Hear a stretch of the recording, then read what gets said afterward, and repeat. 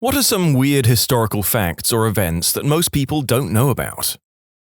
Ibrahim I, Sultan of the Ottoman Empire, had 280 of his concubines drowned in the ocean because one of them had slept with another man. A slightly more positive fact is that officially the longest war in history was between the Netherlands and the Isle of Sicily. It lasted from 1651 to 1985, 335 years. There were no casualties. Gets posted on Reddit pretty often, but still unknown to some. In 1932, the Australian Army gathered machine guns and went to war against a bunch of emus in what would be known as the Great Emu War. I read this and kind of forgot what an emu was, and then I thought they were those little furry guys in Star Wars, and was super confused for like 10 seconds. Emus are vicious, heartless monsters whose sole reason for existence is to remind us that dinosaurs used to be in charge. Didn't the Wikipedia page have a casualties section at one point, under which was listed dignity? If your grandparents are over the age of 80, they will have lived for 1/3 of US history. If you're 30, you've lived for 1/8 of US history. When the barbarians sacked Carthage, they burned and pillaged pretty much everything but the sanctuary where St. Augustine was staying. He was on his deathbed and the barbarians respected him so much for his influence, even though they hated the church, that they decided to leave him alone. There was a gang war called the Great Nordic Biker War, where hundreds of American bikers stole armaments from several Scandinavian military bases and terrorized the streets while killing each other. If I recall correctly, they stole the weapons originally to sell back to the States, but a banditos used an anti-tank rocket to destroy a Hells Angels clubhouse in Sweden. You change a couple of locations and this is the plot to Sons of Anarchy. Let it be known that this sent the Nordic countries-based narrator scurrying to Wikipedia, where he was shocked to learn that the whole debacle was in fact a thing with nearly 100 casualties. During the 16th century, Nicolas Fouquet was the Minister of Finances in France under King Louis XIV. He had the castle of Vaux-le-Vicomte built for a crap ton of money, and had the most rad parties there. 16th century, they still said things like rad then. He invited the king to one of these parties and made it the raddest of all the rad parties, like top 3 raddest in France's history. Looking at all the food and fireworks and fountains and all the bling, King Louis XIV found it suspicious. Where was this money coming from? He was also very much jealous of such splendor when his own castle was mostly empty. So Louis XIV had Fouquet arrested, imprisoned, and then investigated and found guilty. In that order. Arrested by D'Artagnan, the guy who inspired Alexandre Dumas' Fourth Musketeer. And then he ordered the castle of Versailles to be made even more beautiful than Vaux-le-Vicomte. In conclusion, Versailles' castle was built as it is today because the king was jealous of his Minister of Finances, among other reasons. The CIA made a spy cat, a cat that could lurk around and record information, that they sunk several $1 million into, and it promptly walked into traffic. The Soviets had anti-tank dogs they strapped explosives to, that didn't want to run at the tanks for obvious reasons and frequently blew up their own forces. I always heard the Soviet anti-tank dogs failed because they were trained with Soviet tanks, so promptly ignored the enemy and went straight towards Soviet tanks, as they were trained to do. When Fort Sumter was attacked by the Confederates in 1861, no one had gotten killed from the attack, but the Confederates later had a party for a reason I do not know, and when one of their drunk butts shot a gun, it killed one of their own. That was the only death that occurred during the 3 days of the attack on Fort Sumter. Confederates kept on partying even though they saw the man dead. President Lyndon B. Johnson would have highways cleared out by the Secret Service, get in a car with a 6-pack of beer, and gun it down the highway, downing beer after beer. You can leave Texas, but the Texas never leaves you. The Romans used human urine as mouthwash. Pistarine, anyone? During the evacuation of Dunkirk in World War II, in that moment of despair, desperation, and overall bleakness, on the beach there was a workers' strike by a group of British rail workers regarding overtime. Very strange thing to happen in the face of events. That Henry Ford attempted to build an entire city in the middle of the Amazon to supply his company, and the United States, with a reliable source of rubber. Unfortunately, the entire scheme fell apart, although one can still visit the ruins on the site, complete with all the amenities 1920s Americans could want. Salieri did not kill Mozart. This is a legend. Mozart drank and died in poverty. I heard also that it was a myth that he died in poverty and had a pauper's burial. Apparently, a lot of money was spent on his funeral as well. 10-minute lobotomies. Two methods were used. Either you had to drill holes in the head, or the later method that was using a metal pick to hammer through the eye sockets. In both methods, a metal instrument was used to mush brain. Local anesthesia was used. The patient could go home in the same day. The doctor did a couple of thousand of these and could do multiple surgeries a day. Also, because anesthetic was costly, they just stunned the patient with an electroshock therapy machine, which was pretty commonly available. Max Tremmel, a priest on the Winter Walk one day in 1894, witnessed a young boy slip through some broken ice on the River Inn and saved the boy from certain drowning. That boy would grow up to be the Chancellor of the Third Reich. In 1919, a molasses storage tank busted. A wave of molasses, 25 feet high, ripped through the streets of Boston, killing 21 people and injuring 150 others. It is estimated that the tank contained 2.3 million gallons, 87,000 cubic meters, of molasses when it collapsed. It became known as the Great Molasses Flood. They should have called it the Molassacre. London also had a great beer flood. 135,000 imperial gallons of beer destroyed several streets. Not that it's a competition or anything. I would like to note that the Molassacre both killed and injured more people than the Great Nordic Biker War, proving both that it was a very sticky situation and that even a Nordic Biker War is a very mild affair. The Twilight Zone was one of the first television shows to feature a nearly all-black cast on a dramatic show that was not dealing with racial issues. This was all because Rod Serling, who was quoted in saying, "Television, like its big sister, the motion picture, has been guilty of a sin of omission. Hungry for talent, desperate for the so-called new face, constantly searching for a transfusion of new blood, it has overlooked a source of wondrous talent that resides under its nose. This is the Negro actor." The episode was The Tall Big Wish, which was part of the first season of the show, and it was awarded the 1961 Unity Award for Outstanding Contributions to Better Race Relations. Did he just talk like he was introducing the Twilight Zone? Thomas Jefferson and John Adams both died on the same day, July 4th, 1826, America's 50th birthday. Adams's last words were, "Thomas Jefferson survives." He was wrong. Jefferson had died hours earlier in Virginia. Apparently, 3 presidents died on July 4th, although James Monroe was not in the same year. During his travels in Africa, the guy that invented Jameson liquor bought an 11-year-old girl as a forced laborer, and then fed her to cannibals just to see what it was like. He sketched while they ate her. Not really weird, but a fun piece of history that not many people know is about the origin of an announcer calling a horse race. On February 5th, 1927, in Tijuana, Mexico, there was a film being shot at the racetrack. A track official noticed the way a director was using a microphone and a loudspeaker to direct his crew and actors during the filming. The idea came to him that if he had a microphone set up in the steward's booth that led to a set of speakers, he could call the position of horses like a director gave direction. Later that day, he had it set up without telling any of the patrons to the track about it. When people first experienced it, they were extremely confused. Before that, people would keep track of the horses themselves with binoculars and were often unable to get a great view at certain angles. After they got used to it, they loved hearing a race being called, and it became an everyday thing at that small track. Now it's an extremely important part of modern-day racing all across the world, and even people that aren't familiar with the sport know about it. Fidel Castro actually wanted to be allies with America, since they were only 70 miles north and a world superpower, and Cuba desperately needed economic assistance. But because of containment and strong anti-communist sentiment, Eisenhower and Nixon both refused to meet him. So Castro turned to the other world superpower, the Soviet Union, for economic assistance, and Khrushchev welcomed him with open arms. And that's how the Cuban Missile Crisis began.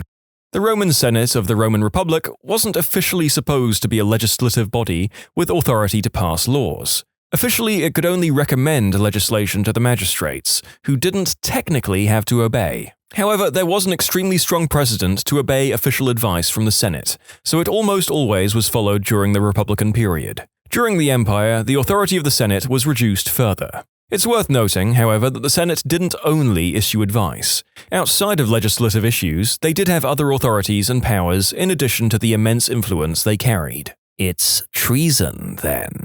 In medieval times, the accused often faced a trial by ordeal, where they were forced to stick their arms into a vat of boiling water. If their arm emerged unscathed, it was believed God protected them, thus proving their innocence.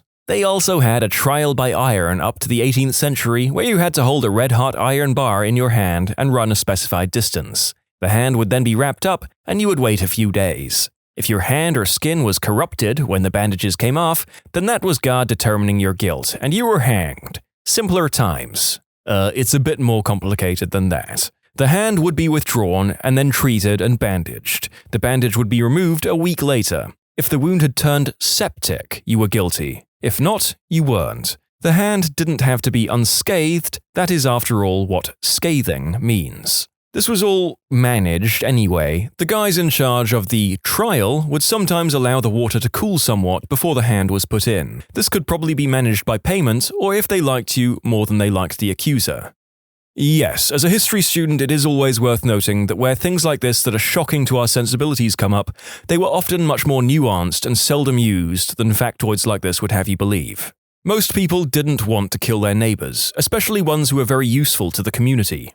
Something I always like to talk about, there once existed an alleged theoretical state of war that lasted 335 years and 19 days, and was between the Dutch and an archipelago off the coast of southwest England called the Isle of Scilly. What's more, there were no casualties because the Dutch forgot that they were at war with the Isles. It wasn't until a Scilly historian contacted the Dutch about the war in 1985 and received the information that the war was still technically going that a peace treaty was signed in 1986. Can you just imagine if they gathered to end this war and the leaders started arguing about who won? So much so that a real war would break out.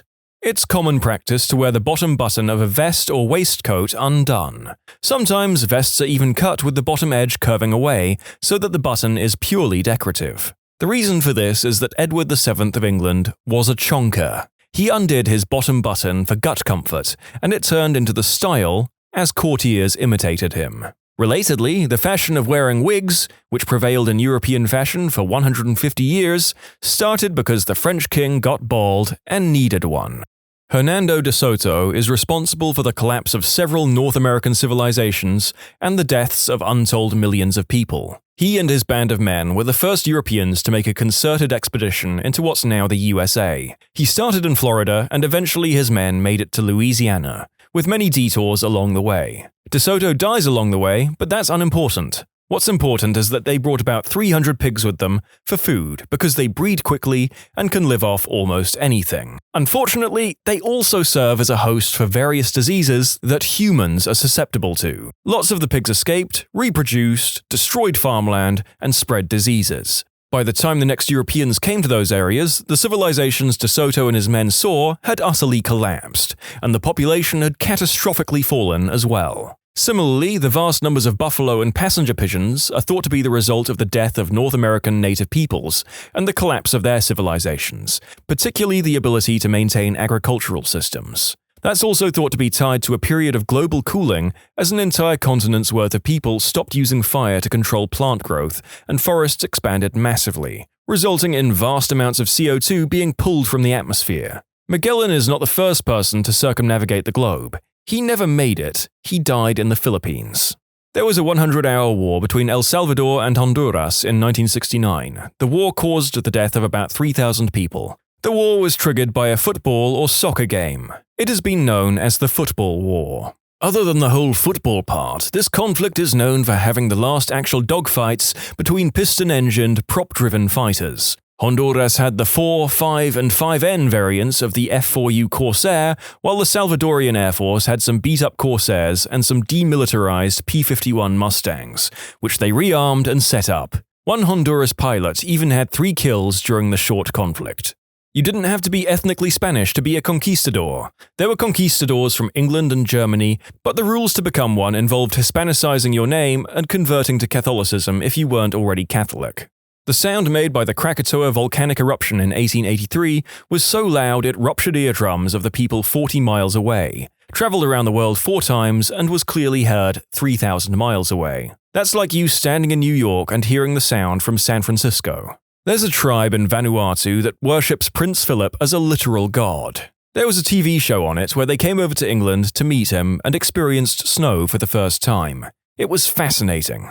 On the Lewis and Clark expedition, a vote regarding what direction they should go was held on the coast of Washington amongst the party members. This vote included Sacagawea and York, Lewis's slave. Thus, because the expedition was funded by the US military, this was the first time in American history where a woman and a black man were allowed to participate in a vote of any kind related to government affairs. Pope Gregory IX called for black cats to be killed, as he believed they are incarnations of Satan. The mass killing of cats increased the number of rats in Europe. The increased number of rats helped to spread the plague all throughout Europe. He also had a steam yacht called the Saucy Sue, which was moored off the coast of the West Indies, in which he hosted the entire England cricket team and the Balinese goddess of plenty. That Blackadder quote probably didn't deserve a place in this list of historical events, but it made me laugh, and hopefully it made you laugh too, listener. Legend holds that the Renaissance artist Raphael died of exhaustion and fatigue due to excessive fornication with his mistress, Fornarina. That sounds like something Raphael would want to be said about him after his death. Tell everyone that I died banging that chick. His buddies Leonardo, Michelangelo, and Donatello all agree to spread the lie. Thomas Jefferson collected so many books in his lifetime that he would go into debt. After the British burned Washington, D.C. in the Battle of 1812, he had sold most of his books to the Library of Congress to replace those that were lost in the fire. Jefferson had spent 50 years accumulating a wide variety of books in several languages and in many subjects, including philosophy, science, literature, architecture, law, religion, and mathematics. The nearly 6,500 books netted him $23,950. The sum is from so long ago that you actually can't calculate its modern worth. We can do those calculations since 1913, when we instituted the Federal Reserve and started tracking inflation. In 1913, that $23,950 would have been worth a little over $600,000. If you use a standard inflation rate of 3% from years 1812 to 1913, it becomes about 11 million. But inflation was probably much higher, especially when taking into account the debt we went into for the Civil War and the Reconstruction, which was over $2 billion in real 1865 dollars.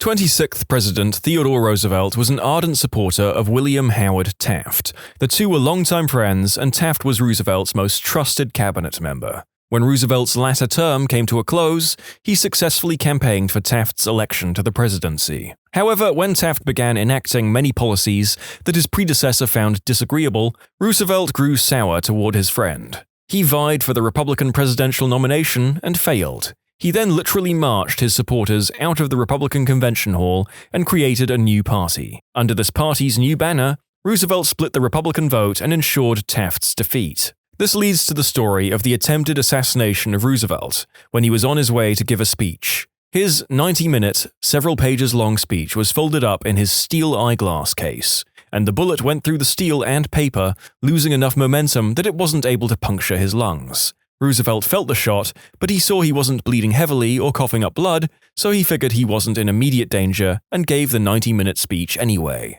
He started the speech by saying, "I don't know whether you fully understand that I've just been shot, but it takes more than that to kill a bull moose."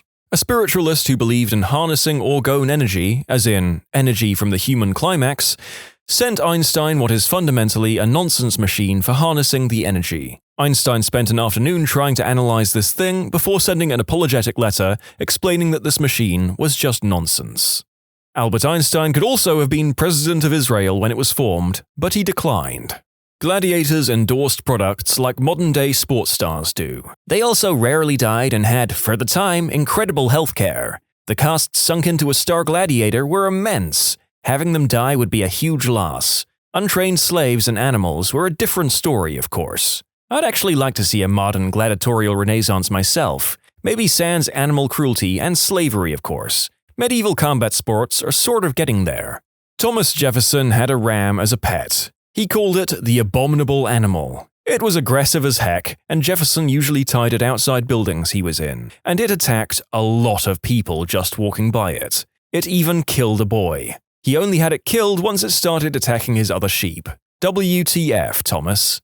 Maybe I've been watching too much Hamilton, but outside his intellect, Jefferson doesn't seem to have had a whole lot of redeeming qualities. The American invasion fleet for the Philippines during World War II was saved from complete destruction by a small support group named Taffy 3, composed of 13 smaller support vessels. The Japanese fleet meant to destroy the invasion force was made up of nearly twice as many larger fighting ships, including 4 battleships, one of which was the super battleship Yamato. The escort carriers, which were merely converted merchants' vessels, could not outrun any of the Japanese vessels. Taffy 3 did not have any guns larger than 5 inches. To put it in comparison, the anti-aircraft guns of some of the larger vessels in the Japanese fleet had similar caliber guns. Yamato alone outweighed every ship in Taffy 3 combined. The battle itself was one of the largest mismatches in naval history. The carriers scrambled every aircraft they had on board, which was close to up to 400 aircraft. The destroyers and destroyer escorts laid a smokescreen for the carriers. One of them made a headlong charge directly at the larger Japanese force to get into launching range for the torpedoes. Other vessels took their example and made similar torpedo runs. One torpedo sheared off the bow of the heavy cruiser Kumano, another crippled the heavy cruiser Chokai. The aircraft repeatedly strafed, bombed, and even depth-charged the fleet. Once they ran out of ammo, they continued to make dry runs at ships so as to distract the gunners from firing on friendly vessels. There were reports of pilots flinging empty Coke bottles, charts, and clipboards at ships. One pilot pulled his .45 caliber Colt and shot at a cruiser with it. The Japanese made several errors in the engagement, including the order of a general attack, which meant each vessel could engage and maneuver freely. This made a lot of miscommunication and confusion. They also misidentified the small escort carriers for larger ones, because of the crap ton of aircraft airborne, and also mistook the small destroyers as heavy cruisers. These errors made Taffy 3 look like the outer elements of a much larger American fleet. Thinking this, the Japanese admiral regathered his forces and retreated. This gave enough time for Taffy 3 to retreat and alert the main American fleet, which had been distracted by another Japanese fleet meant to lure them away. It sailed back and bombed the crap out of the remaining warships of the original Japanese fleet. The stories of heroism and bravery on board the American vessels are almost unbelievable. The story of the battle itself is also quite interesting, including when a single shot from the 5-inch Stinger gun of a carrier managed to cripple a heavy cruiser. In conclusion, American fleet composed of support vessels fought a Japanese task force several times larger than it and won, saved tens of thousands of lives. When you subscribe, make sure to hit the bell to turn on notifications. Put the playlist on in the background to finish listening to all the stories, linked at the top of the description. And if you like Am I the Genius, give Am I the Jerk a shot, linked in the description too. Either way, thanks a lot for watching, and we'll see you guys next time.